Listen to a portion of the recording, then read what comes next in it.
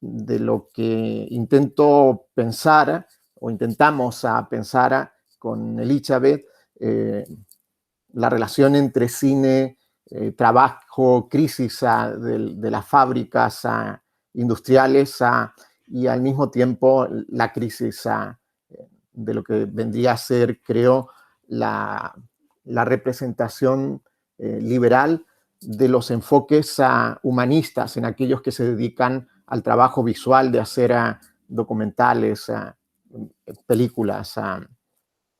Entonces, como decía, tiene ecos, sobre todo en la parte final de lo que ha dicho Miguel, pero quizás es un trabajo, si bien ambicioso, yo no diría que es menos ambicioso, está más acotado a una problemática que no, es más bien transdisciplinar, no es un trabajo propiamente disciplinar, por decirlo así. Entonces, está, como he dicho, abierto. De hecho, no quiero no comentar de que de alguna manera este trabajo está inspirado por un director español que me gusta mucho y que hizo, creo yo, un gran documental sobre estas temáticas que voy a tratar de exponer, que se llama En Construcción. En Construcción es un documental de José Luis Guerín y creo que ahí están situadas las problemáticas que voy a presentar. Entonces yo lo he retitulado, le puse Cine y Trabajo en la crisis del liberalismo y lo he escrito pensando en que podía haber preguntas, comentarios, así es que de nuevo está totalmente abierto a que se discuta e incluso cuestionen algunas hipótesis que voy a proponer. La clásica categorización de América Latina como región perteneciente al tercer mundo está relacionada con la falta de industria nacional. Esto significa que como concepto, la clase obrera moderna ha sido, durante las últimas 4 décadas, una especie de vanishing mediator entre la llamada industria tercermundista y la soberanía nacional. En un contexto global, el trabajador del imaginario industrial y desarrollista del tercer mundo está desapareciendo. Su desaparición es política, o más bien está inscrito en la economía política hegemonizada por el neoliberalismo. El obrero de Marx y de la tradición del marxismo como productor siempre ha sido un dependiente inestable y precario en relación al Estado nacional. Así como sujeto político, la clase obrera del tercer mundo siempre ha sido un mediador inestable de la soberanía nacional. Por supuesto, lo que explica esta condición es su lugar en la división internacional del trabajo, que es la posición más baja en la cadena internacional de la producción. La globalización es una especie de incremento radical en la intensificación del modo de producción capitalista y ha afectado el concepto de trabajador del tercer mundo. Este ya no puede depender del Estado nacional como único administrador de la producción global. La crisis de la soberanía nacional puede entenderse como una crisis de cualquier proyecto nacional y sobre todo de la posibilidad del desarrollo para la industria en el tercer mundo. Uno de los principales síntomas de esa imposibilidad ha sido el efecto de la lógica desterritorializadora del capitalismo tardío o neoliberal.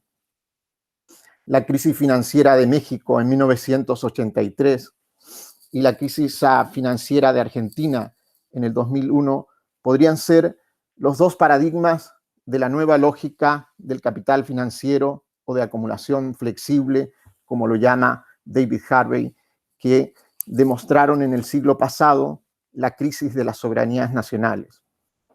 La desterritorialización de los territorios soberanos por la lógica del capital-dinero ha estado fuertemente apoyada en lo que Frederick Jameson llama el giro cultural.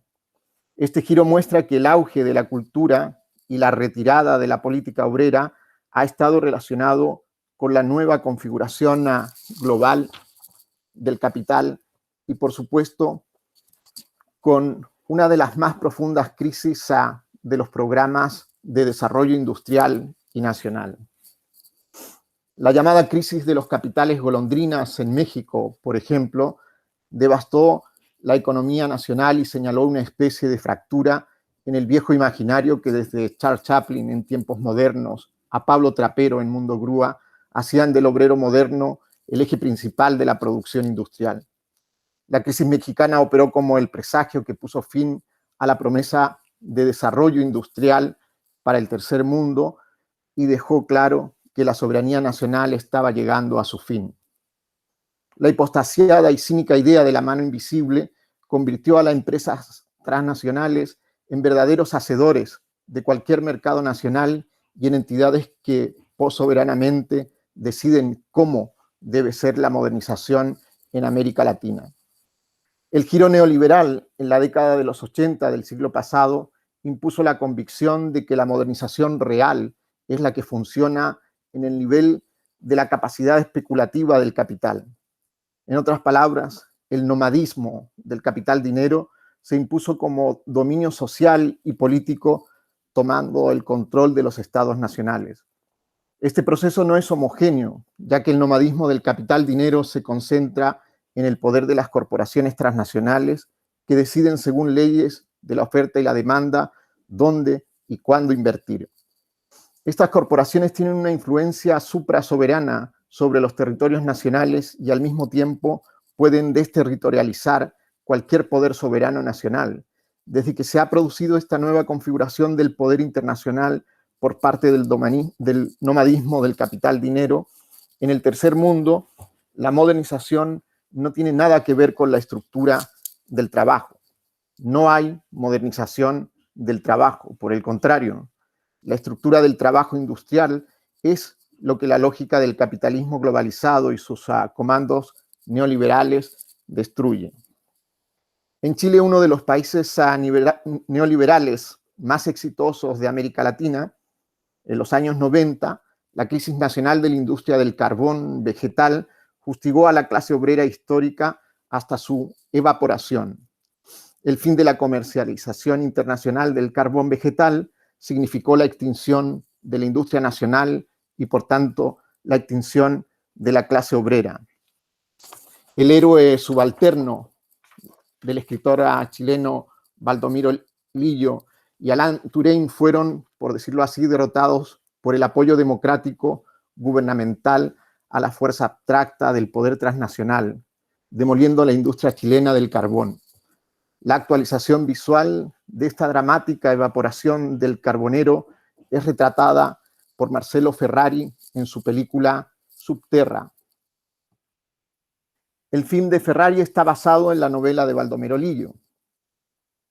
Desde el punto de vista estético, no hay nada políticamente transgresor en esta película. El film muestra la transformación del sujeto político en un objeto cultural de contemplación visual. A lo largo de la película se puede ver al trabajador que sufre y su voluntad de organizar un sindicato para mejorar su condición de vida.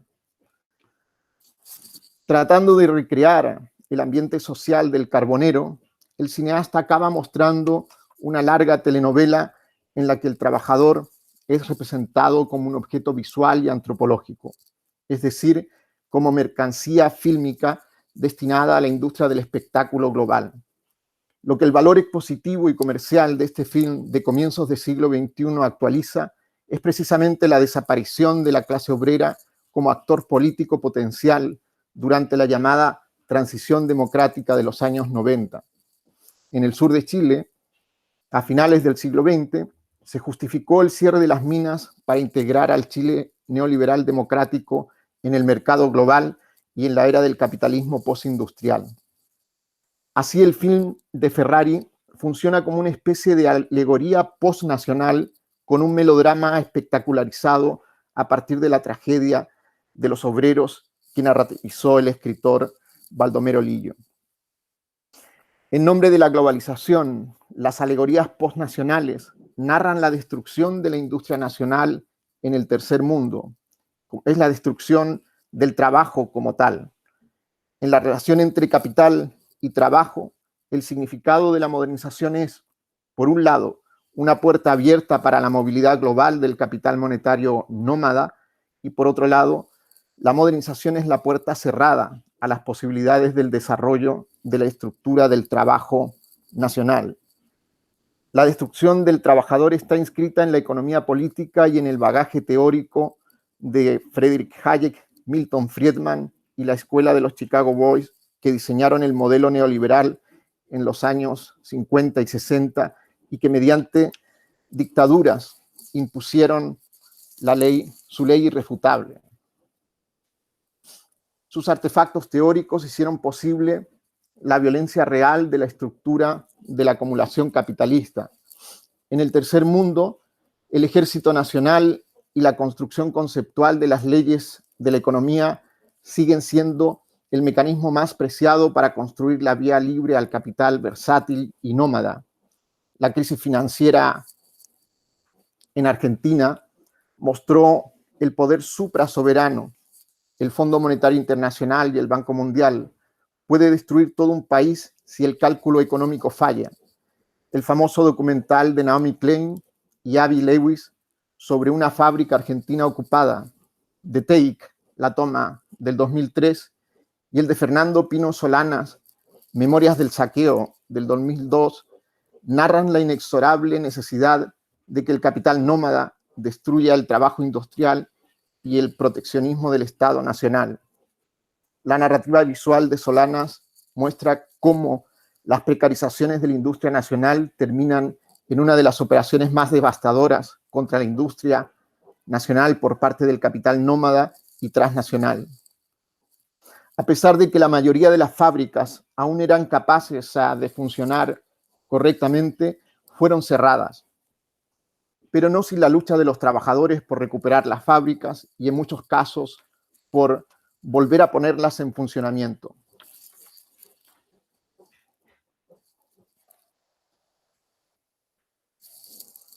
De forma teórica, la gramática épica del marxismo está protagonizada por el proletariado como sujeto político principal que la lucha por la emancipación del trabajador liberador y la emancipación de la humanidad. Ese carácter falta en documentales como el de Naomi Klein y Lewis. Falta sobre todo en la lucha de los trabajadores por la recuperación de la fábrica. Esta falta de retórica es uno de los síntomas más importantes de la articulación postindustrial o más precisamente postfordista del trabajo.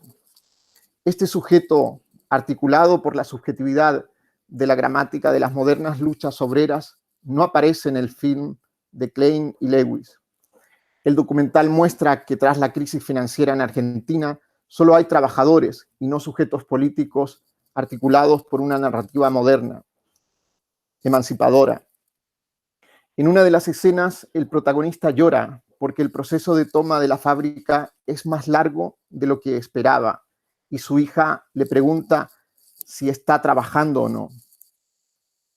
Esta representación entre padre e hija es la alegoría del poshéroe de la política.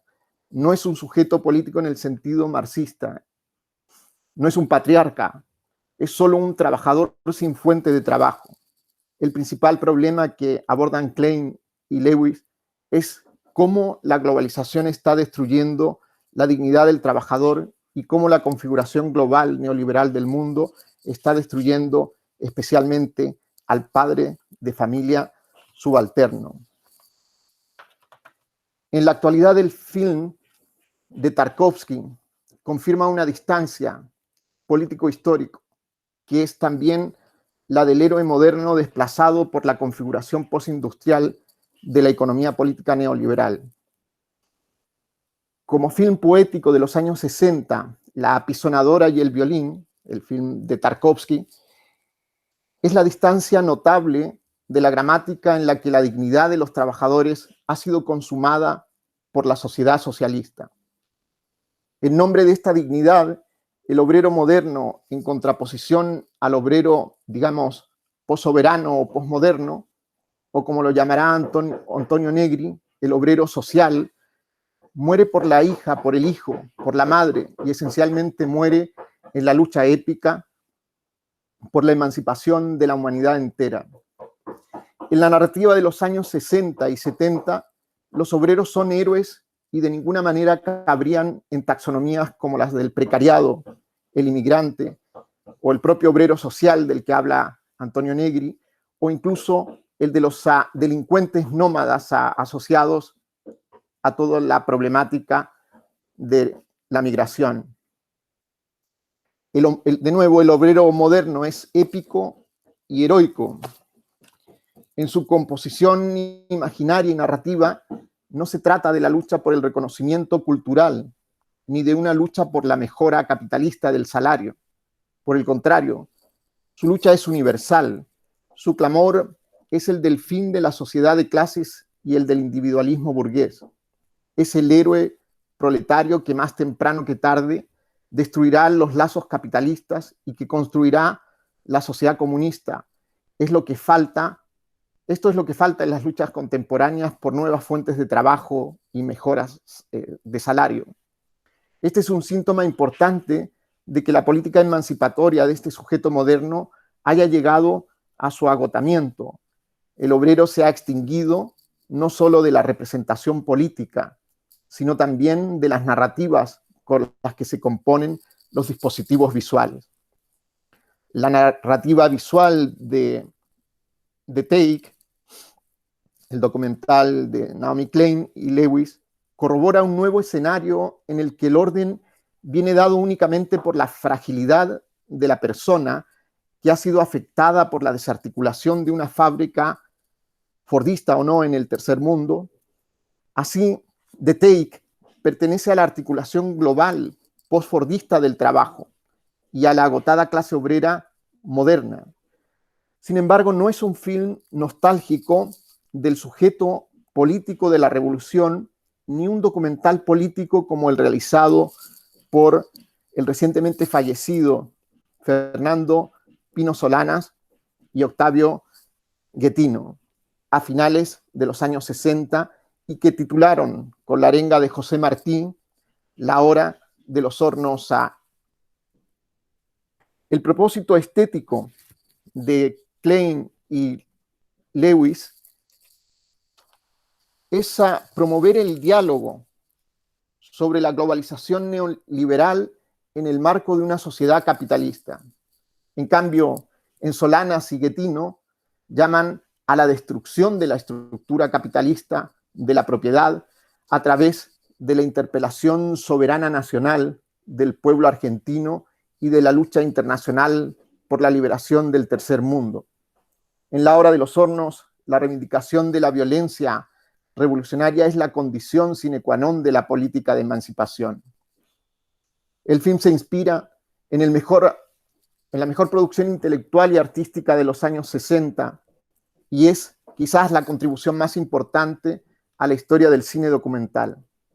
A través de las luchas revolucionarias y de Frantz Fanon, el film de Solanas y Guettino reivindica la violencia y el clamor de la destrucción de la sociedad capitalista desde el Che Guevara y la heroica clase obrera peronista. Además, y añadiendo una complejidad no contemporánea, el cine documental de Solanas y Guettino están implicados en una teoría visual que reivindica el fin del espectador. Al ser una figura neutral de la no política, de la emancipación, el espectador es quien articula el espectáculo visual como mercancía. Se puede encontrar el compromiso de Guettino y Solanas con el análisis de Guy Debord sobre el espectáculo como mercantilización y colonización del mundo. Cito: el espectáculo corresponde al momento histórico en el que la mercancía completa su colonización de lo social. No es solo que la relación con la mercancía sea ahora evidente, sino que la mercancía es ahora todo lo que hay que ver. el mundo que vemos es el mundo de la mercancía. El crecimiento de la dictadura de la producción de la economía moderna tiene un carácter extensivo e intensivo. En las regiones menos industrializadas, su presencia ya se hace sentir en forma de dominación imperialista por parte de las zonas que lideran el mundo en productividad. Fin de cita. Lo visual como mercancía es primordial para la colonización de la vida social. Es algo de lo que La Hora de los Hornos es consciente de forma teórica y fílmica. La película de Solanas y Guettino es una obra maestra de la realización de la utopía de un cine sin imágenes, una utopía que se inspira en Debord, quien pensaba y soñaba en la posibilidad de producir películas sin imágenes. Como la imagen se ha convertido en la inmediatez de la mercancía, ya está en el ojo del espectador como tal. Por eso, en una pantalla negra, sin imagen, Solanas y Guettino dicen lo siguiente, cito: compañeros, esto no es solo la exhibición de un film, es antes que nada un acto para la liberación argentina y latinoamericana, un acto de unidad antiimperialista. Caben en él aquellos que se sientan identificados con esta lucha, porque no es este un espacio para espectadores ni para cómplices del enemigo. Hasta ahí la cita. También citan la frase de Fanon, que sostiene que el espectador es un cobarde o un traidor. La película no quiere ser solo una denuncia de los crímenes y genocidios cometidos por el imperialismo capitalista de aquellos años. Para los cineastas argentinos, el film es una performance, es decir, es un acto de liberación y sobre todo de liberación del espectador, ya que el acto de violencia revolucionaria es la negación de la película espectáculo. El espectador no es un efecto neutro del arte visual como punto máximo de la mercantilización social de la vida, sino un espectador emancipado que puede realizar actos políticos de liberación. En este sentido, el espectador, el trabajador nacional, los estudiantes, los campesinos y el pueblo argentino en general tienen la posibilidad de convertirse en el héroe de una política de emancipación.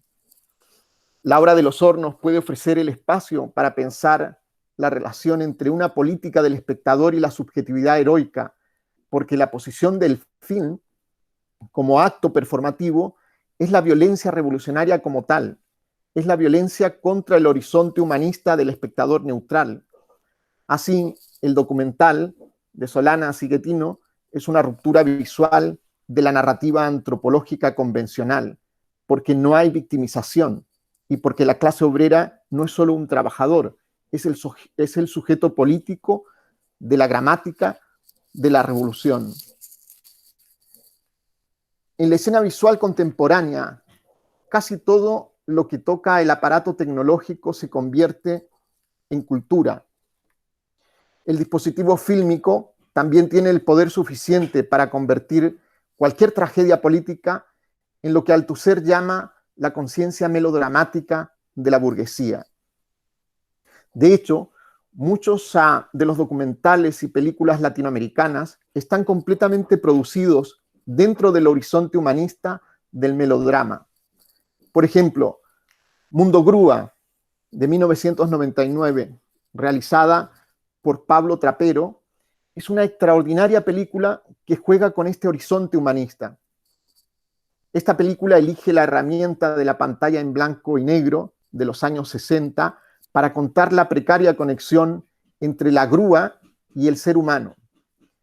Este film puede leerse como una de las películas más exitosas del mundo postindustrial, ya que su personaje principal es un obrero que casi no tiene oportunidad de trabajar en un mundo industrial desolado y devastado por la globalización neoliberal.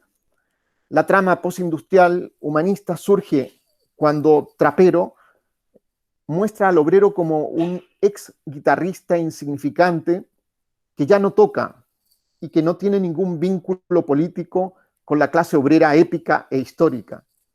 En la película de Trapero no hay un héroe social como en la película épica de Solanas y Guettino o en el poético film de Tarkovsky, La apisonadora y el violín. Mundo Grúa es el testimonio visual antropológico de la evaporación de la vieja sociedad industrial. Trapero muestra a la clase obrera que se desvanece en la era de una subjetividad opuesta a la subjetividad de la épica de la histórica clase obrera. La estética de denuncia de la falta de empleo y su estructura melodramática son consustanciales al giro cultural y liberal de la configuración del arte visual.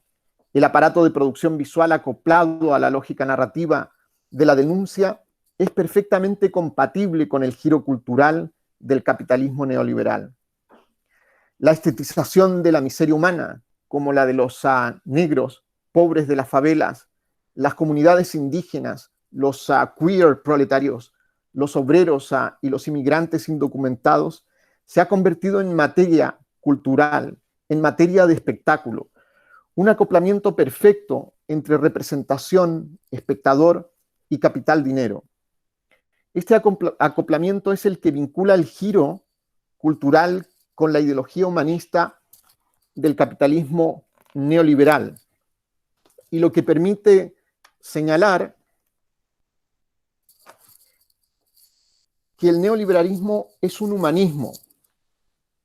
El mérito de Mundo Grúa es, por supuesto, no es a cuestionar el humanismo liberal, ni tampoco el de ofrecer una alternativa política de la ideología cultural burguesa, sino más bien retratar un presente abrumador por la caída o desaparición del héroe moderno de la política. La narrativa de la emancipación de la humanidad a partir de la clase obrera ha desaparecido como concepto político. Desde el punto de vista cultural, la producción actual de conocimiento y la aparición de obreros fabriles en el cine es un proceso de duelo, sin fin. En consecuencia, no tenemos una alternativa política en el marco de la lógica cultural del capitalismo que narrativice las lógicas o las nuevas lógicas emancipatorias. Pero quizá en esto mismo consista la emancipación de aquellas narrativas visuales por venir. Muchas gracias.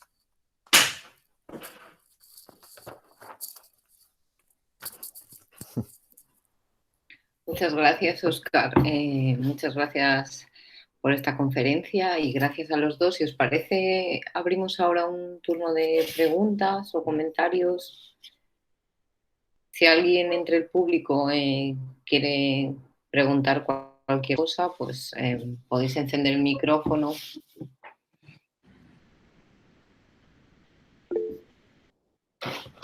Miguel.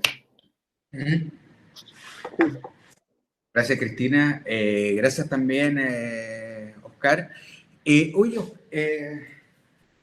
esta es una cuestión que yo creo que la hemos conversado antes, que tiene que ver en fondo con la capacidad de transformación del capital. Y que creo que estás colocando un tema súper interesante e importante, creo yo, porque justamente tiene que ver con justamente que la mecánica misma del capital. Pongámoslo así, no sé si de pronto los términos después nos podemos poner de acuerdo, ¿no? Pero la mecánica del capital justamente tiene esta tendencia lo voy a colocar así, en términos medio deleuzianos, ¿no? A reterritorializarse en otros territorios. Podría decirse así. En la medida en que uno de los factores del capital, justamente, o de la llegada del capital, o de la consolidación del capital, es justamente la emergencia de la industria. Que es una de las cosas que en el fondo tú creo que súper bien subrayaste. Respecto a que en el fondo se produciría, digamos, no una extracción, digamos, no por una forma económica más corporativista, industrial, ¿te fijas o no? Con todos los progresos, pero también retrocesos que puede eso conllevar, ¿cierto? Estaba pensando en ese sentido, ¿no será que el capital se está reterritorializando, por decirlo así, en otros sectores del territorio planeta, por decirlo así, ¿cierto?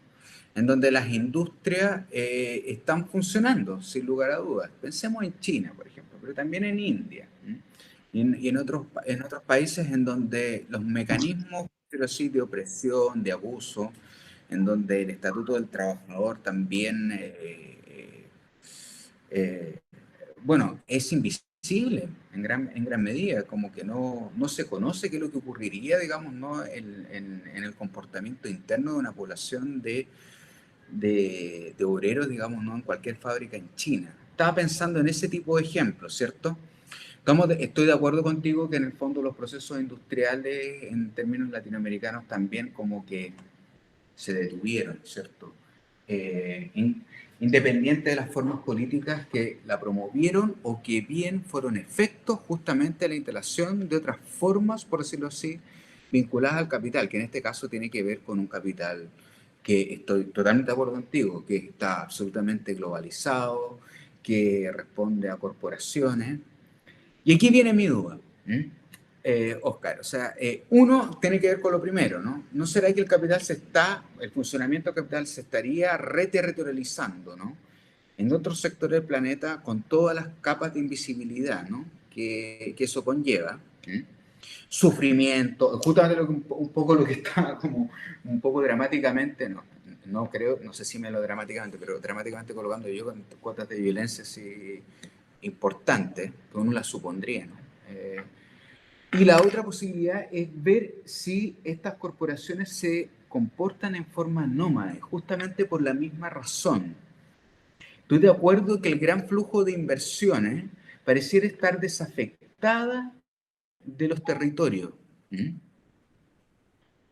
El flujo, por decirlo así, abstracto, global del capital, pareciera ser de que en el fondo funcionase desafectado a los territorios. Algo que recuerdo, por ejemplo, ¿no? Tú también yo creo que te acuerdas, Oscar, que con el discurso de Allende en la ONU, como a finales del 72, donde también colocaba como en escena que el gran problema de los estados, imagínate, el año 1972, iban a ser la instalación de estas corporaciones, en donde estas aparentemente estarían, por decirlo así, desafectadas de los territorios, en donde efectivamente sus mercados, y no la industria, te fijas, ¿no? Mercado e industria, estarían efectivamente operando. No sé si no, a lo mejor enredé toda la cuestión, porque en realidad te felicito, fuiste súper claro, yo obviamente súper enredado, pero creo que esas dos cuestiones tengo una duda, ¿no? Porque yo creo que una duda como para varios, ¿ah? Respecto del funcionamiento en general del capital hoy, ¿ah?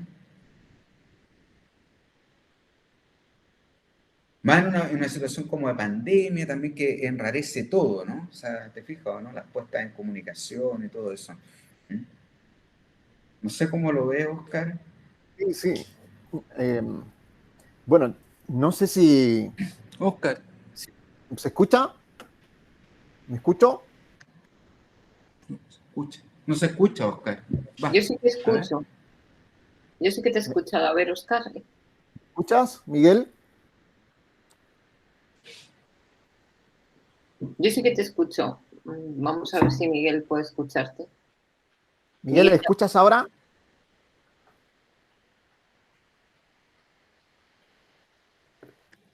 se ha debido caer la conexión. No, ahí yo creo que va a escuchar, que yo le veo tres puntitos verdes Sí, que indican que va en algún que tiene un momento. micro.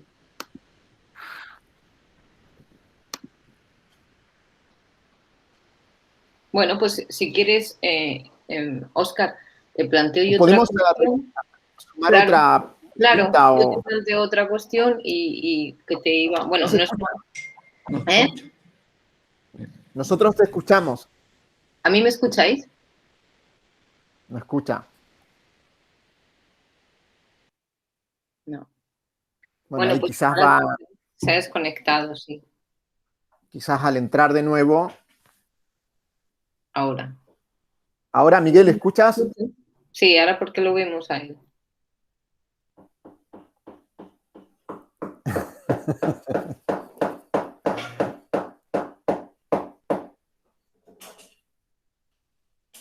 Ahora sí, Miguel. ¿Nos escuchas, Miguel?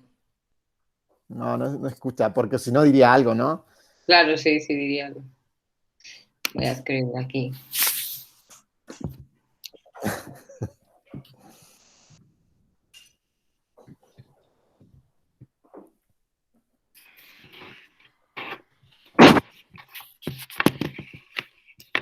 Bueno, lo que podemos hacer, Sí, yo creo que te puedo plantear y otra cuestión. dale, dale. O a Miguel también. Luego queda grabada. Sí, Quizás tengo claro. ventajas comparativas porque como Miguel no escucha, puedo decir cualquier cosa.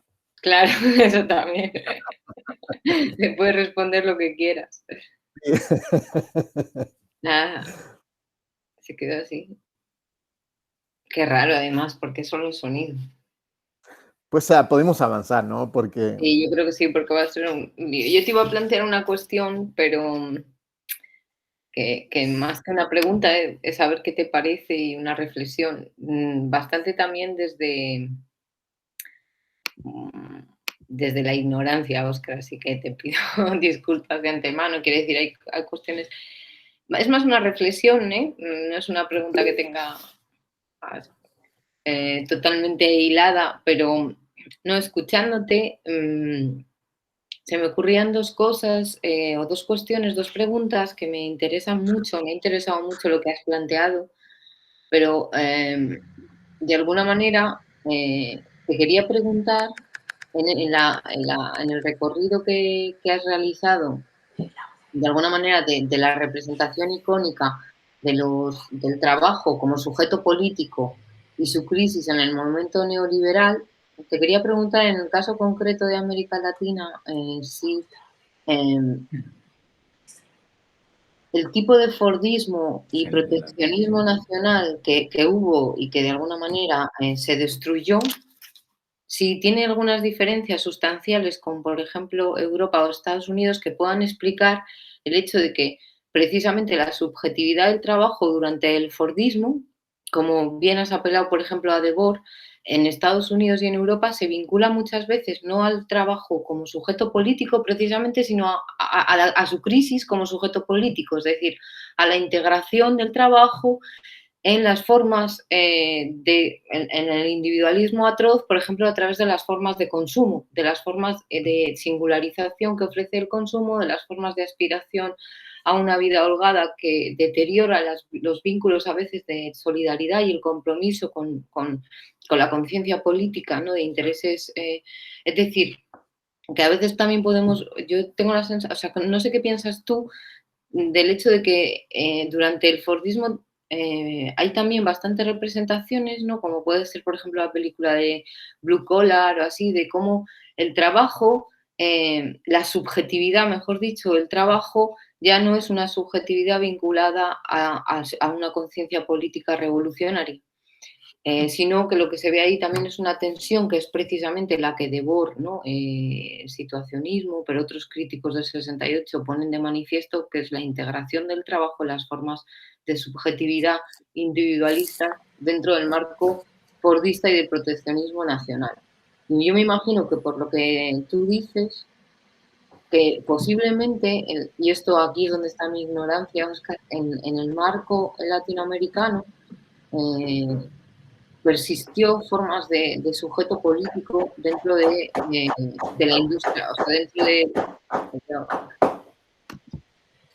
dentro del marco de la soberanía nacional o de las industrias nacionales particulares, ¿no? O del garantismo social. ¿Te he oído? sí, el ruido es que aquí están haciendo obras. Ah, El yo trabajador pensaba que no ha desaparecido vale. completamente. No sé Vale, si Miguel ya puede escuchar o no sé. ahí ha aparecido Ricardo. Hola, Qué Ricardo. alegría, Ricardo, que hay más gente ¿Cómo? aquí, ¿no? Discúlpeme, yo estuve escuchando todo, pero también con problemas de conectividad, moviéndome de un lugar para el otro, entonces, bueno, preferí apagar la cámara e intentar escuchar bien. No sé si puedo, Cristina, hacer una pregunta, porque iba en línea con lo que vos Sí, sí. estabas marcando. La verdad que las presentaciones me parecieron muy sugerentes. Quiero agradecer este espacio, la verdad que Cristina por toda la organización, a los colegas también por el nivel y la precisión.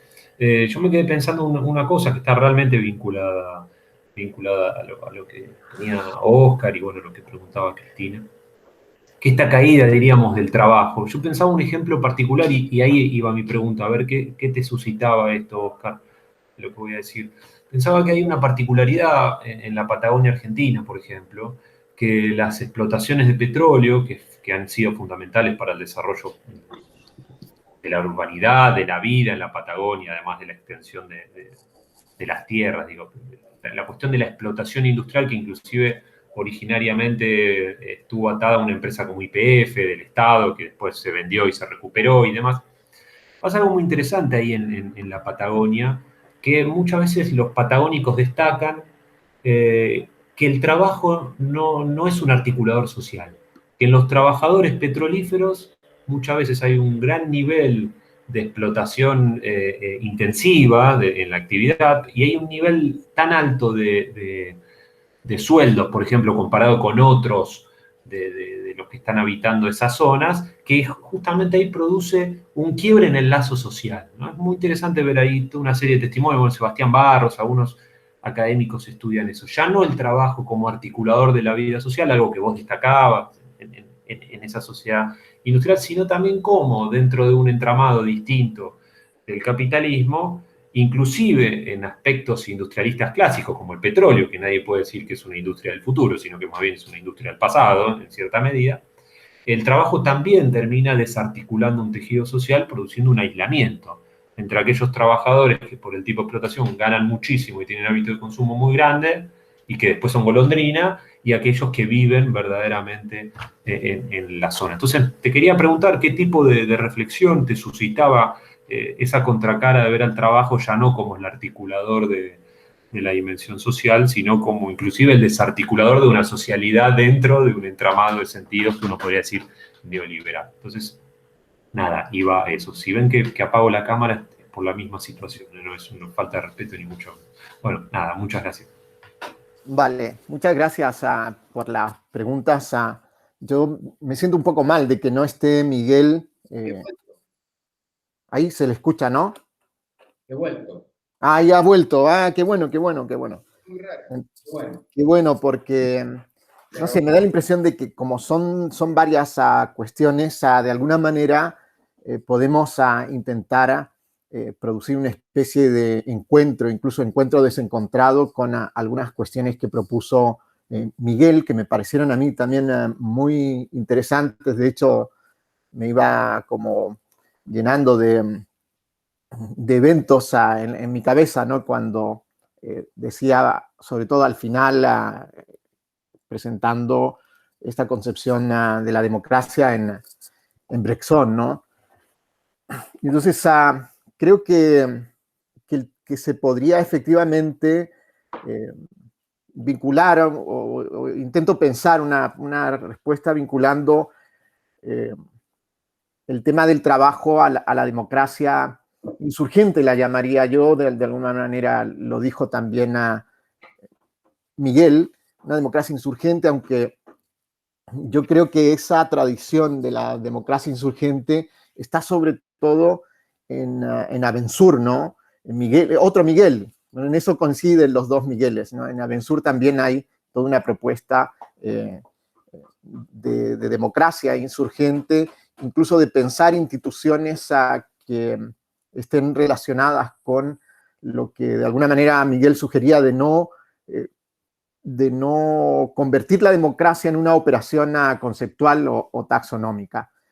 Y eso es interesante cuando se pone en relación con lo que han sido en América Latina, y de alguna manera también lo señala Ricardo, las transformaciones materiales en el trabajo, que por supuesto son muy distintas, y en eso Cristina tiene toda la razón,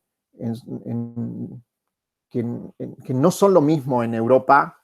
Por ejemplo, si uno piensa la fuerza que tiene el Estado keynesiano en un momento de la historia europea, esa fuerza no se traduce de manera idéntica, no pertenece a una lógica de la mismidad, por ejemplo, en nuestros países latinoamericanos, que fueron durante los 60, los 70, incluso los 80, categorizados como países del subdesarrollo, países tercermundistas.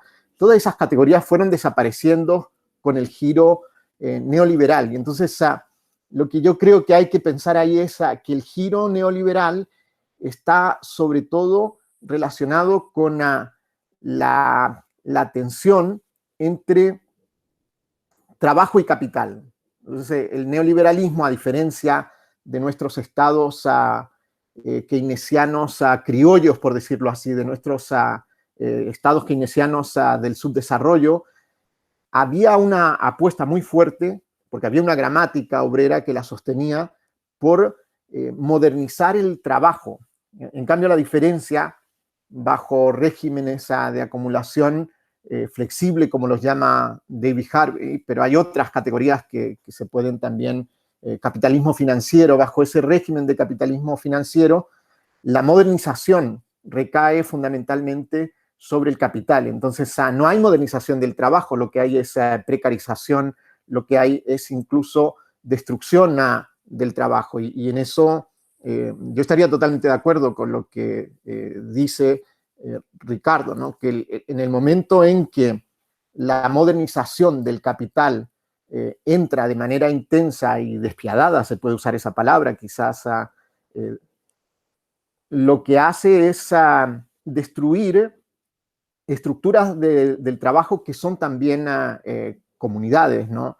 Que son relaciones sociales bastante complejas también de pensar en términos teóricos y políticos, porque la relación del trabajo y el capital bajo esta idea de que los obreros deben estar de alguna forma subordinados a un estado de bienestar, genera lazos de dependencia comunitaria que están pensados, por ejemplo, en los Grundrisse de Marx. En algún momento Marx en los Grundrisse habla de que la comunidad es, bajo las condiciones de capitalismo avanzado, es comunidad del dinero. Entonces hay un periodo que es el periodo en donde la clase obrera es una clase obrera que, como lo diría Benjamin también, estas son reflexiones que están en Walter Benjamin, avanza, pensando que avanza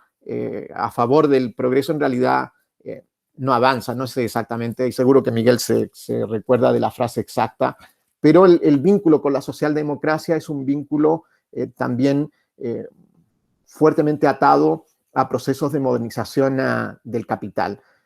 Y en términos más incluso generales o de análisis macro, se puede decir que los estados nacionales en América Latina son estados que difieren de los estados europeos precisamente porque sus estructuras del trabajo industrial son precarias. Siempre ha habido precariedad en términos de la materialización de las industrias en América Latina. Por supuesto, algunas más exitosas que otras. El caso de la Argentina es un caso quizás paradigmático porque ahí han podido, no solo petróleo, sino también han sido capaces de producir autos incorporándose a el mercado de la industria automotriz, bueno, etcétera. El punto yo creo que interesante que podríamos intentar discutir, y es lo que a mí me interesa respecto del cine, de una cierta historia del cine, porque el cine parte, se puede decir, con un hito que es el hito de filmar a los obreros saliendo de la fábrica, ¿no? El cine tiene esa genealogía, tiene una genealogía obrera, por decirlo así. Y luego esa genealogía, en la medida en que va avanzando, va cambiando porque cambia la narrativa también. No es lo mismo la narrativa de Solanas y Getino a las formas en que hoy día se hace documental, en donde la valorización del obrero o del trabajador está completamente atada a una ideología humanista, ¿no? No son obreros en el sentido en que puedan levantar lo que o acoplarse, eso es lo que les está prohibido. No es que no puedan, sino que discursivamente no se pueden acoplar a esto que yo creo que aparecía en la presentación de Miguel de la democracia insurgente. No se pueden acoplar porque en los documentales, porque son documentales hechos de manera antropológica, en donde la estructura narrativa pertenece o está inscrita en un humanismo que se acopla al mismo tiempo a las formas en que caracterizó Guy Debord el capitalismo espectacular, ¿no? El capitalismo de la sociedad del espectáculo. Esas hipótesis, por ejemplo, en Guy Debord siguen siendo totalmente verosímiles, son hipótesis con las cuales, creo yo, todavía se puede seguir trabajando. A mí me impresionó mucho una película de Adrián Caetano que se llama Bolivia. No sé si la has visto, Ricardo o Miguel. Esa película es una película muy interesante porque ya es el ingreso casi completo a lo que, bueno, otras teóricos categorizarían como el precariado, ¿no? Ya no se habla de un proletario, sino de un precariado, o de inmigrantes, sencillamente inmigrantes. Los inmigrantes no son exactamente trabajadores en el sentido en que modernamente se dotaba a ese concepto. Entonces, a mí me parece interesante que el concepto como tal se agota modernamente. Eso no significa que no sigan habiendo industrias, que no haya una articulación global de la industria. Por supuesto, las industrias no pueden desaparecer. Lo que ocurre es que hoy día están articuladas de manera muy poco fuerte, diría yo, en los territorios nacionales, ¿no? Y entonces la pregunta de Miguel es completamente, o la intervención de Miguel completamente pertinente respecto de eso, porque la reterritorialización hoy día de la industria está sobre todo llevándose a cabo por el fenómeno al que todos más o menos conceptualizamos como globalización. Ahora esa globalización tiene comandos, no es lo mismo una globalización con estados que intenten reconstruir su soberanía a una globalización completamente tomada por la racionalidad neoliberal, ¿no? Que es la racionalidad de lo que yo de alguna manera, todavía muy imprecisa, llamaba el capitalismo nómade, ¿no? O el capital dinero nómade. Un poco eso sería la manera en que se me ocurre ir pensando lo que ustedes señalan, ¿no? Otro fenómeno quizás que se me acaba de ocurrir, que que sería interesante conceptualizar, es que antes de los años 80 del siglo pasado, del siglo XX, los teóricos, por ejemplo, del desarrollo, hablan de una lumpenburguesía. La lumpenburguesía está vinculada a oligarquías nacionales que acumulan de manera usurera el trabajo ajeno. Y en cambio, hoy día, esa lumpenburguesía también es difusa, en el sentido de que es muy probable que el fenómeno que estemos viviendo, y sobre todo bajo las condiciones de pandemia en la que estamos, es más bien de una lumpenoligarquía que está transnacionalizada, y esa es la diferencia. Las revueltas, por ejemplo, las que tenemos acá en Chile, que ha llevado al éxito, lo mencionaba Miguel al principio de su conferencia, al éxito de las elecciones en Chile, o lo que está ocurriendo en Colombia, pueden tener éxito si tienen buenos resultados, o más o menos buenos resultados en sus procesos de institucionalización. Entonces ahí hay un tema muy importante de pensar que esos procesos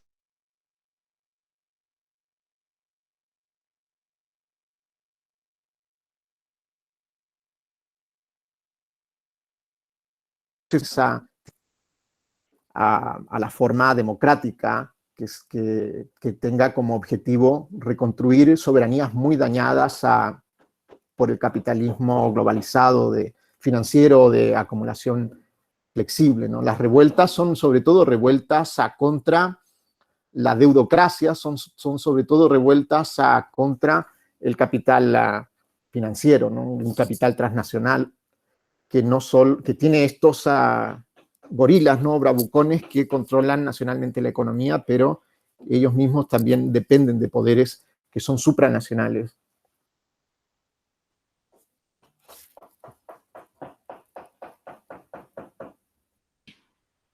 Perfecto, pues ¿has terminado, no, Óscar? Sí, perdón. Pues no sé si hay más preguntas o queréis comentar alguna cuestión más. Miguel, ¿nos escuchas? Sí, ahora sí. Entonces me perdí, digamos, no toda la intervención de Ricardo, así que, pero bueno, ha sido muy chistoso todo, porque en el fondo no escuchaba nada, o sea, no. No, pues yo, Óscar, me queda una cosa que comentarte, que, claro, si he entendido bien a lo que llamas representación humanista, para ti es como un síntoma del neoliberalismo en el ámbito cinematográfico. Lo que te quería preguntar es que, claro, en cierto modo es un síntoma a nivel estético de un proceso sociohistórico, pero también es un síntoma del hecho de que de un hecho social o subjetivo, que es que si bien sigue existiendo trabajo asalariado, desde una perspectiva marxiana, ¿no? Hay trabajo asalariado y hay cada vez más proletariado o incluso otras formas de pseudo-servidumbre,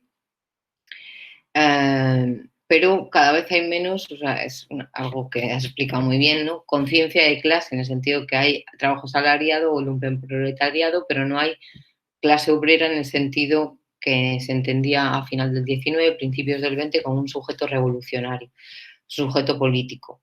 Entonces, no, yo lo que estaba pensando que, sin embargo, entonces la representación humanista, de alguna manera, tiene que ver con la mirada, la mirada desde la imagen, con la forma de representar estética, con la mirada estética y de narrativa, o tiene que ver también con el hecho de que a quien filma como, no, a quien filma como sujeto, por decirlo así, víctima de su propia dominación, en tanto que trabajo asalariado o en tanto que población sobrante, ¿no? Desempleados, migrantes, pues nuevas formas de servidumbre en el trabajo doméstico, etcétera, son sujetos que no están provistos de una conciencia política. No sé si me explico. Entonces, ¿qué repertorio estético, fílmico, narrativo hay para poner voz a sujetos no solo sin voz, sino que tampoco son sujetos políticos, pese a que son padecen todavía formas de dominación vinculada al trabajo capitalista? Es decir, no han acabado las formas de explotación, pero tampoco las formas es decir, no hay un fin del trabajo asalariado, no hay tampoco y de hecho ha surgido un fenómeno cada vez mayor que es parte del capitalismo, que tiene que ver, y sobre todo ha llegado al centro, ya no solo a la periferia, con la población sobrante. Es decir, que hay cada vez mayor cuotas de personas que no son integrables ni a través del garantismo social del Estado, ni tampoco a través del trabajo. Entonces, todo ese sujeto que no está politizado, bueno, no sé, qué pensaba eso, ¿no? Que ¿cómo se le puede representar si no de otra forma que no sea humanista, en la medida en que, si bien es víctima todavía de las formas del capitalismo, en este caso postfordista o nómada o neoliberal, pero no se articula como un sujeto político?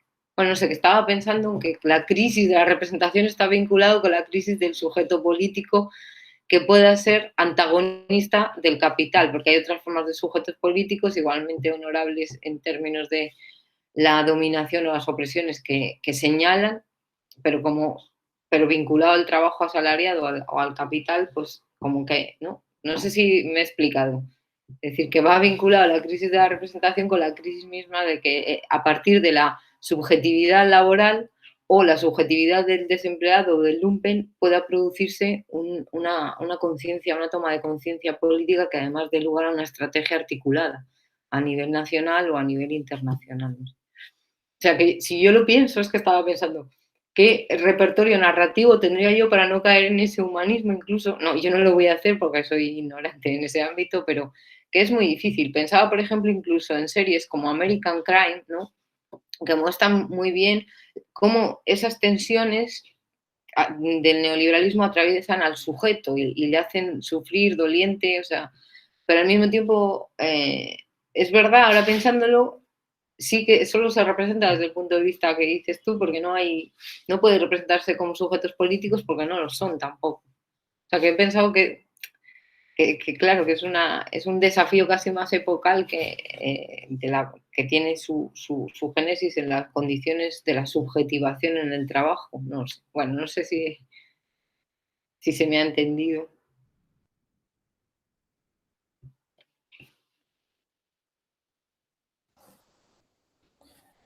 Nada, que son los problemas, diría yo, de carácter epistemológico, filosófico, con los que todos estamos de alguna manera lidiando, ¿no? Por supuesto, hay toda una tradición en el marxismo que se puede ver claramente como una crítica al humanismo, ¿no? En el caso del Althusser eso es un momento muy, muy, muy notorio, en donde Althusser quiere pensar contra todo ese marxismo que proviene del humanismo. Desde América Latina, yo creo que donde mejora, incluso mejor que Althusser, que me perdonen mis amigos althuserianos, ¿no?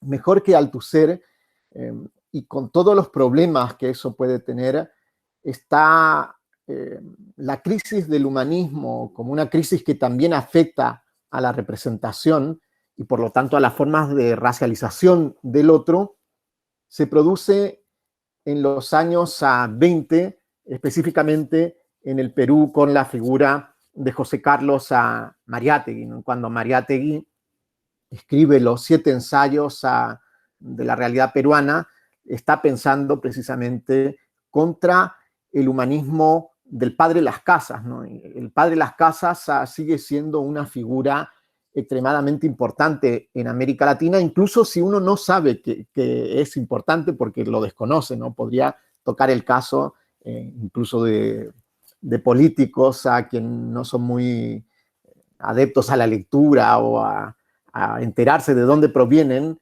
los enunciados que elaboran o le elaboran, pero también formas de organizar, de cómo se organizan los medios de comunicación, ¿no? Entonces el humanismo es en Mariátegui un problema, y es un problema porque no deja ver que el problema del indio es la distribución de la tierra, ¿no? Entonces, cuando Mariátegui rompe con el humanismo de Las Casas, lo que está intentando fracturar es una ideología que es cómplice no solo de un modo de dominación cultural, sino también de un modo de dominación económica, y intentando a través de esa crítica al humanismo visibilizar el problema del indio, ¿no? Que es otro de los temas que yo creo que podemos derivar cuando pensamos en lógicas documentales o incluso en el cine. Hay un cine español, el cine de Isiar Bollaín. Isiar Bollaín, muy sensible a los temas que estaban ocurriendo con la guerra en el agua en Bolivia. Bollaín hace una película que se llama También la lluvia, y la película desde un punto de vista estético, de competencia con el paradigma estético de Hollywood, es extraordinaria. Sin embargo, el límite de esa película es el humanismo, porque lo que aparece ahí en Bollaín es el padre Las Casas, el humanismo cristiano completamente internalizado que quiere de alguna manera salvar a los indios, ¿no? Entonces, ese tipo de cine o de lógica documental no resuelven el problema ni de la percepción, se puede decir así. Miguel es un experto en percepción, lo uso con cuidado, ¿no? De la percepción del otro, ¿no? El otro percibido como... el otro nunca es percibido, se puede decir así, de manera natural, siempre necesita de alguna mediación, de algún dispositivo. Incluso el ojo es ya el dispositivo informado culturalmente que ve en el otro racialmente algo que puede estar sujeto a una poderosa ideología humanista que en el caso de Mariátegui o de Althusser complicitan con las estructuras de dominación, ¿no?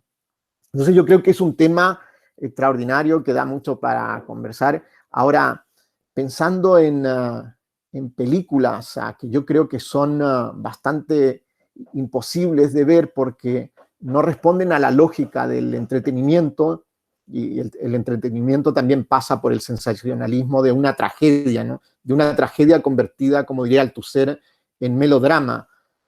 Son las películas en América Latina de un chileno que es, no sé si es familiar de Miguel, pero Raúl Ruiz, hace películas precisamente que no son, por decirlo así, cómplices de esa antropología humanista. Lo que le ocurre sí a Raúl Ruiz es que son películas que a propósito son aburridas.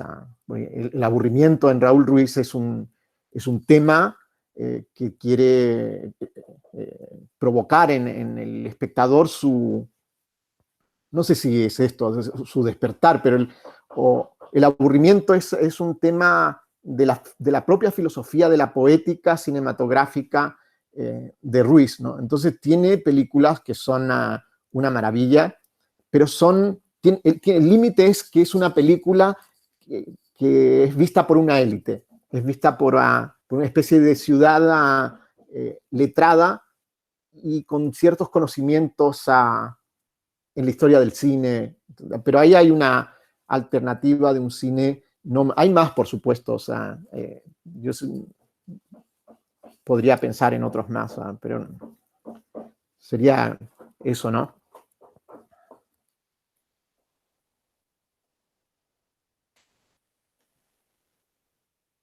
Por cierto, está el cine de Raimundo Gleiser, que también es otro intento fracasado en la Argentina de buscar un cine de la base, le llama él, el cine de la base de Raimundo Gleiser, que filmó La Revolución Congelada. Es un documental mexicano en donde tampoco uno podría decir que está buscando restituir a alguna antropología que funciona como fetiche del otro, o como otrificación, por decirlo así. Pero es un cine también que ahora es interesante, porque en Raimundo Gleiser de lo que se trata es de llevar el cine a la base, de llevar el cine a los sindicatos de obreros, ¿no? Pero bueno, lo hacen desaparecer el 76 y luego no se sabe, no podemos saber qué es lo que hubiese hecho más adelante, ¿no? Pero él es un teórico bastante interesante para pensar también en algo así como una crisis del paradigma humanista, que en el caso de Raúl Ruiz está relacionada con el intento por destruir o deconstruir, si quieren, la teoría del conflicto central, ¿no? Que es una teoría que para Raúl Ruiz promueve Hollywood, ¿no? Y la teoría del conflicto central siempre supone una estructura antropológica, melodramática de las tramas fílmicas o visuales.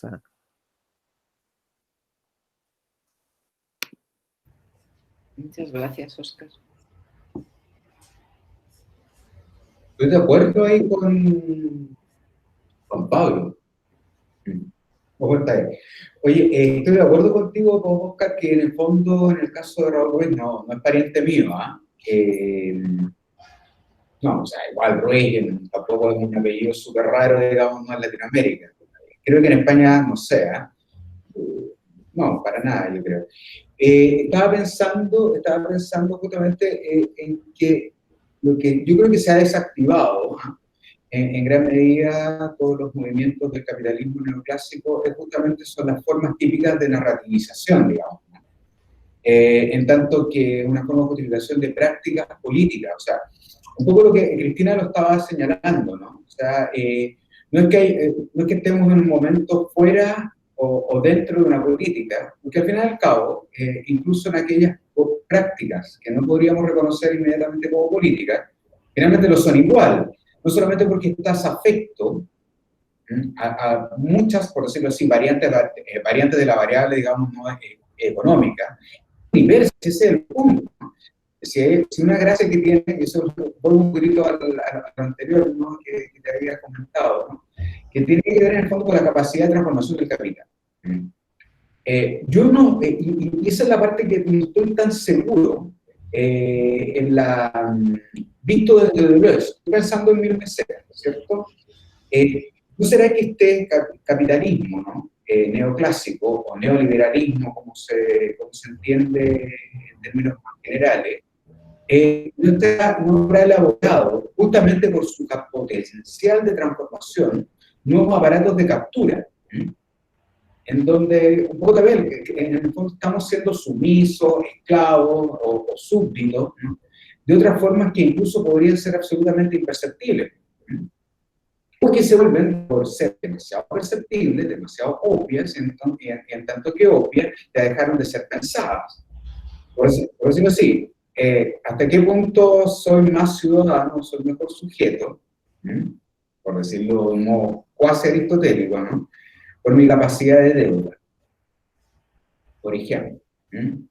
Es decir, claro, evidentemente hay distintas formas y modalidades de subjetivación, o sea, y eso ya nos lo enseñaba ya Foucault, ¿no? En gran medida, pero que de una u otra manera, yo creo que ahí está el desafío para nosotros como de pensar, ¿no? ¿Cuáles serían estos nuevos aparatos de captura?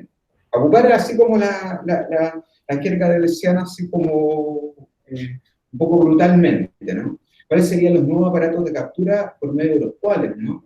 Las poblaciones y los individuos particularizados, ¿no?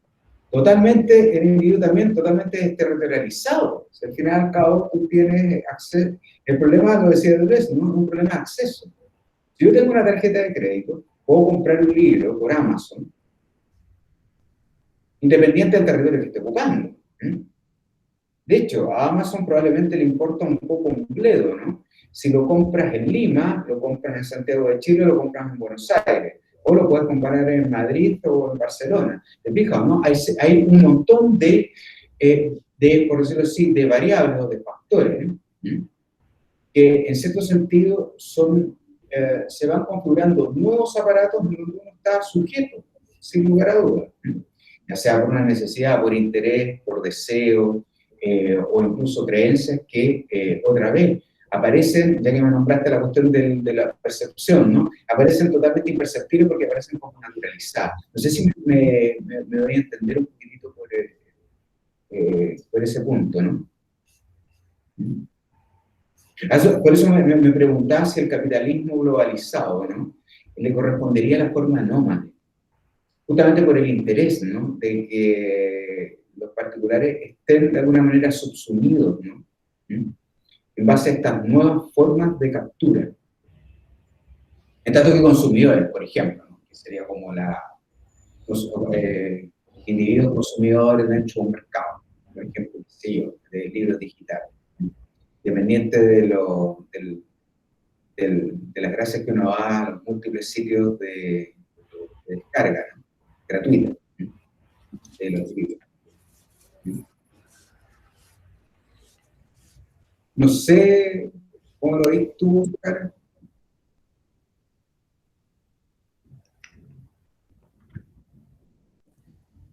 No, me interesa muchísimo la intervención que acabas de hacer, ¿no? Que son dudas al final. Pero son las mismas dudas que yo tendría.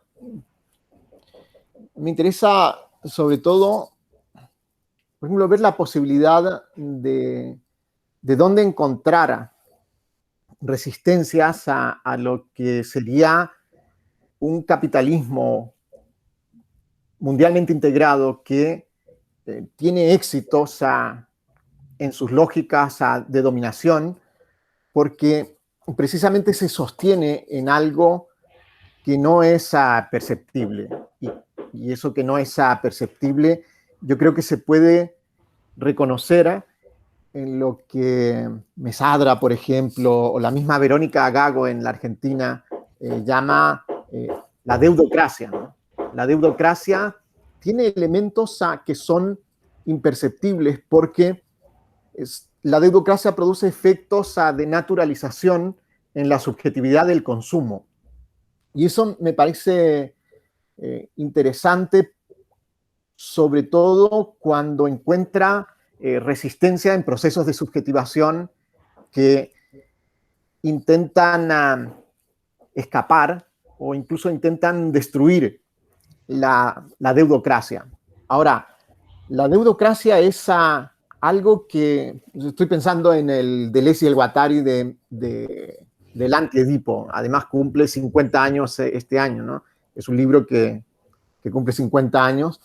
Hay ahí desarrollado toda una teoría de la deuda que es precisamente el lugar más, digamos, imperceptible de la dominación, precisamente porque el aparato de captura está internalizado, por decirlo así. O sea, ¿por qué pagamos nuestras deudas?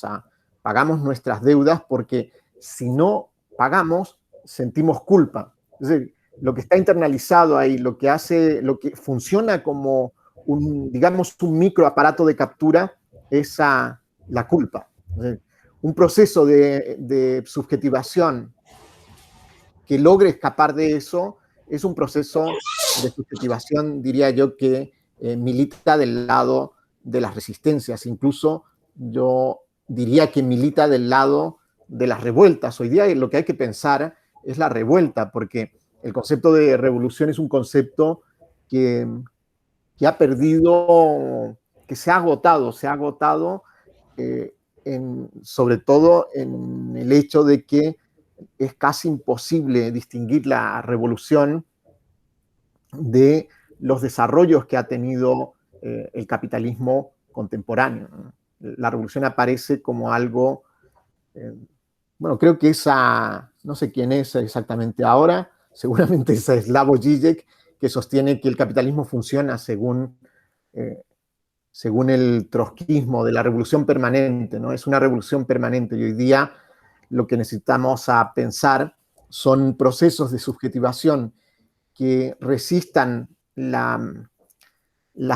Artaud lo llamaría así, las microestructuras mentales. Esas microestructuras mentales son la culpa, por un lado, y por otro lado, resistir lo imperceptible que llamas tú, ¿no? Resistir la naturalización de eso que imperceptiblemente nos convierte, nos hace ser participantes de la voluntad de servidumbre, ¿no? De la servidumbre voluntaria, como diría Lavoisier, ¿no? Es hacer visibles fuerzas.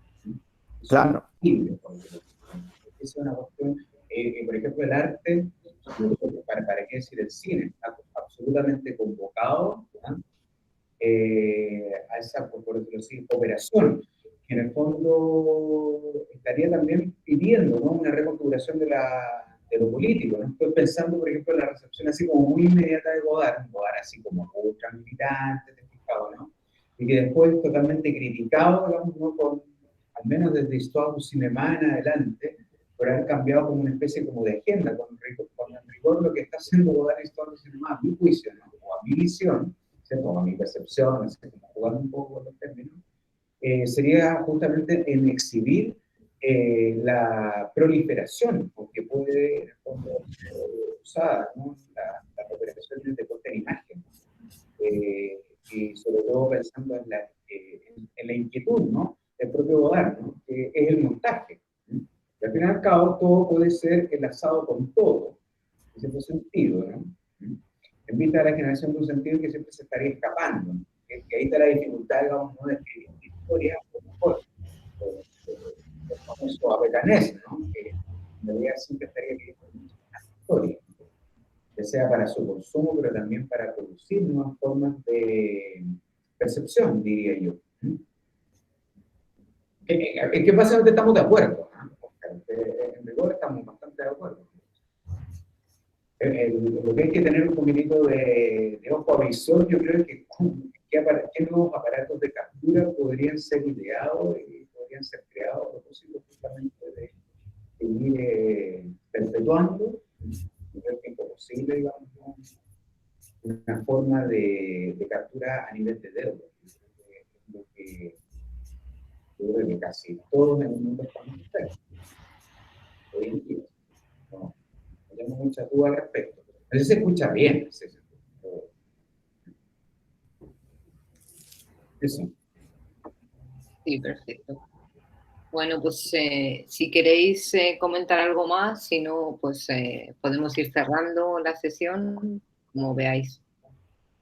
Yo tenía un pequeño comentario, también como más bien dirigido a Oscar, fue lo que me fui pensando a medida que lo escuchaba y las escuchaba todas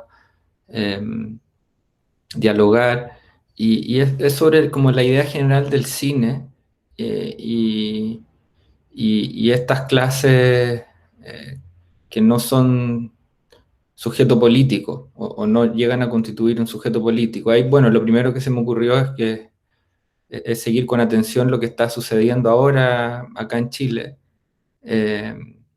donde tal vez algo de eso esté surgiendo, pensando, por ejemplo, en que participantes directos de las protestas, ya sea víctimas de trauma ocular o denominados primeras líneas, quisieron participar o van a participar de frentón en la Convención Constituyente. Eso fue un primer punto. Y lo otro tiene que ver más bien con el soporte del cine en general, Oscar, porque es como si escuchándote es como si tú hubieras ido como marcando que por un lado, por otro, ya sea en Klein o en Raúl Ruiz, es como que el soporte en sí mismo toca un límite. Y toca un límite que tal vez tiene que ver justamente con la insistencia de un cierto humanismo, de un paradigma humanista, que como que de una u otra forma está siempre en el soporte del cine de manera más general. Buscando justamente un soporte que se acerque a representar un entramado de resistencia o de revuelta. Y ahí como que se me vino un poco a la cabeza el soporte, otro soporte, que es el de la música.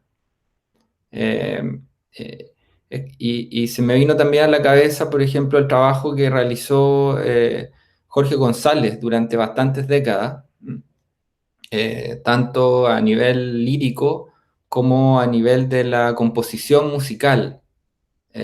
Y pienso tal vez muy apresuradamente, que ese soporte tal vez permita resistir un poco más o de frentón cerrarle la puerta al humanismo. Pienso también en movimientos musicales directamente vinculados a la cultura underground o que tienen su raíz en la contracultura de los años 70, como el rap y la música punk. Pienso en esos soportes, no sé cómo lo ves, Oscar. El street art, etc. Bueno, acá también está la tradición de las brigadas Ramona Parra. En fin, eso. Muchas gracias a Juan Pablo. No sé si tenemos mucho tiempo más, y entonces como muy breve, creo que estoy totalmente de acuerdo contigo. Tenemos bueno, yo no tengo mucho tiempo más, esa es la verdad. Claro, yo creo que habrá que ir cerrando ya. Tenemos que ir a hacer almuerzo. Sí, Oscar, sí, era para no quedarme nomás con lo que había pensado, poder sí, no sé, yo muy breve. que es muy interesante los vínculos que hace Juan Pablo.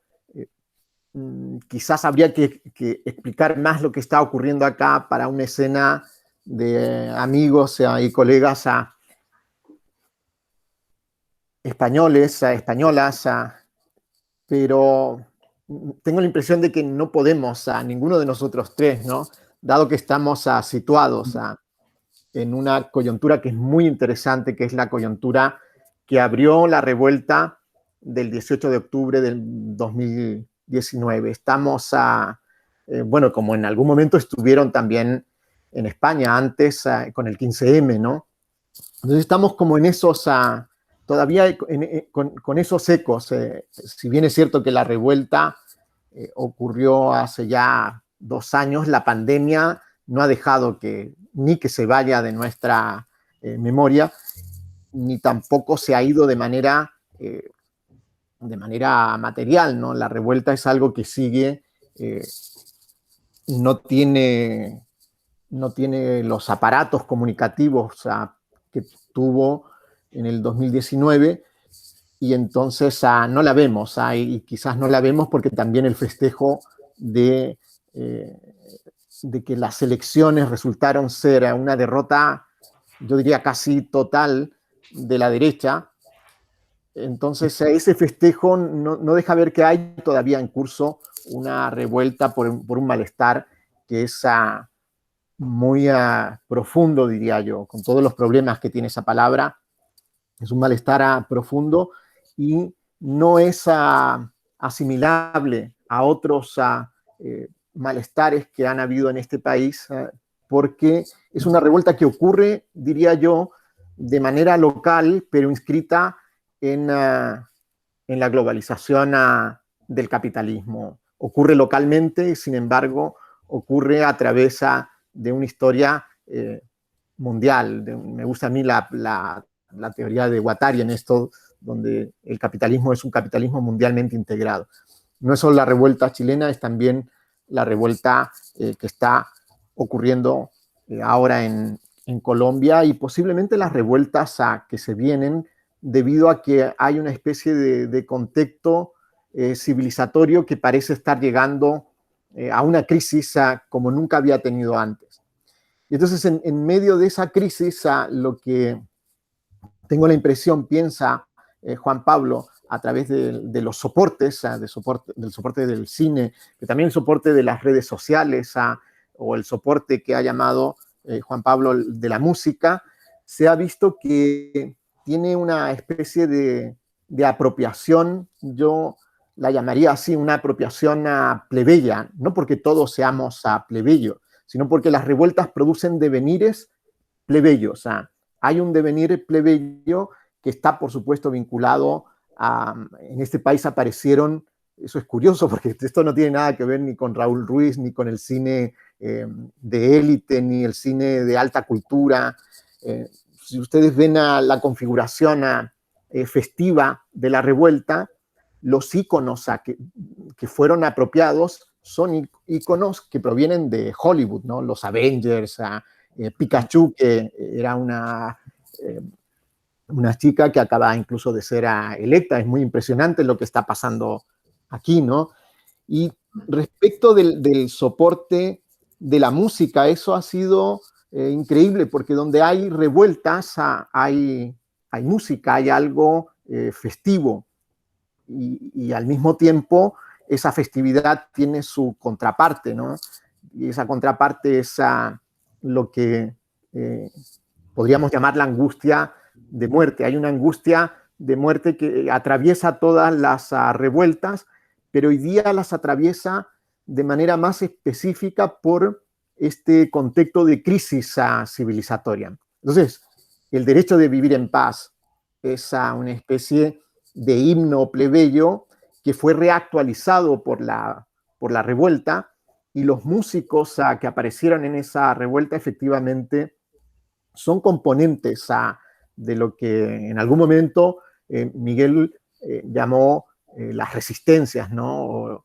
O pensar estos soportes como algo que en su apropiación plebeya producen quizás se podría llamar así, estéticas de la resistencia, un poco pensando en mi querido amigo Diego Stulwar, que escribió un libro bastante interesante, un libro que vale la pena leerlo, que se llama La ofensiva sensible, ¿no?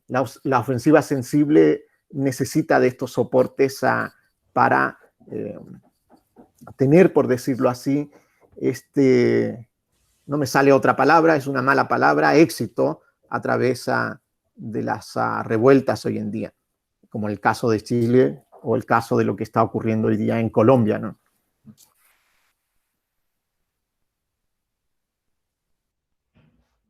Muchas gracias, Óscar, y muchas gracias, Miguel. Gracias a ambos por vuestras conferencias. Yo creo que ya podemos terminar y ojalá haya ocasión para seguir esta conversación y el diálogo de manera presencial alguna vez que nos podamos encontrar.